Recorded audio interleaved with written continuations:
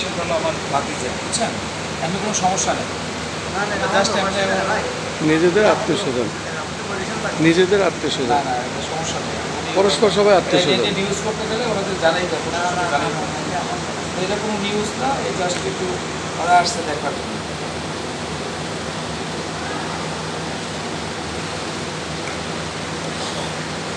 একদম মানে শুকায় কি অবস্থা, আগে তো ভালো ছিল। আর এক অবস্থা 7 মাস পর্যন্ত মনে করেন।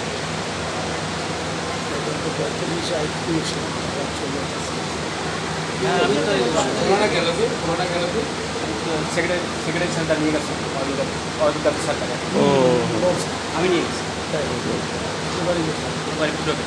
সরকারি। সোনিয়া সেন। শুধু দর্শক, আমরা দেখতে পাচ্ছি এই রুগীটির করুণ অবস্থা। সে মূলত মৃত্যুর সঙ্গে পাঞ্জা লড়ছে, মূলত সে তো মৃত্যুর সঙ্গে পাঞ্জা লড়ছে। 7টা মাস কি থাকে তার, সর্বশান্ত পঙ্গু হয়ে গেছে। এই ভিডিওটা দেখি।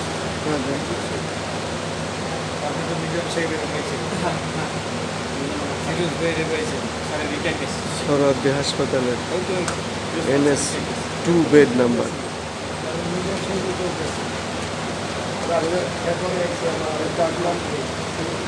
ছেলের ডাক নাম কি?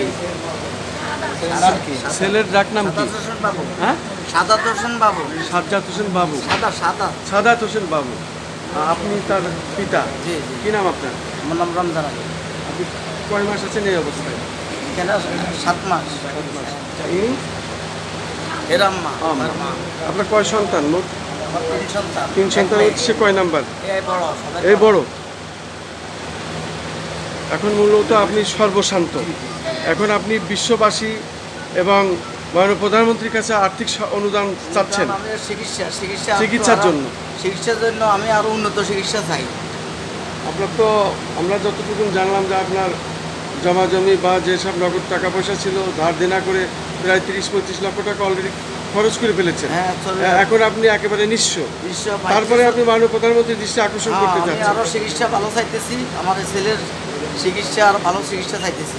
আপনার নাম, ঠিকানা, মোবাইল নাম্বার বলতে পারবেন? জি, বলেন তো। আমার নাম হলো রমজান আলী, আমার বাড়ি হচ্ছে নোয়াখালী সার্কিল, আমার বাড়ি হলো গ্রাম রুদ্রমপুর। আমার মোবাইল নাম্বার হলো 01712081698। আরেকবার বলেন। আমার মোবাইল নাম্বার 01712081698। আমি আরও ভালো চিকিৎসা চাইতেছি। শুধু দর্শক শুনলেন একজন পিতার আকুতি। সন্তানের জন্য মা বাবা দিন রাত এইভাবেই জেগে থাকেন, তাদের চোখে ঘুম নাই। তারা সর্বশান্ত হয়ে এখন মাননীয় প্রধানমন্ত্রীর দৃষ্টি আকর্ষণ করছেন, আর্থিক অনুদান চাচ্ছেন। তাকে এখনও বাঁচানো সম্ভব যদি তার পিছনে অর্থ এবং সেইভাবে দেশের বাইরে যদি উন্নত চিকিৎসার জন্য নেওয়া হয়, অবশ্যই সে সুস্থ হয়ে আসবে। আমরা এই প্রত্যাশায় আজকে এই মা বাবার আকুতিটি বিশ্ববাসীর কাছে জানান দেওয়ার জন্য আমরা এটাকে ধারণ করলাম।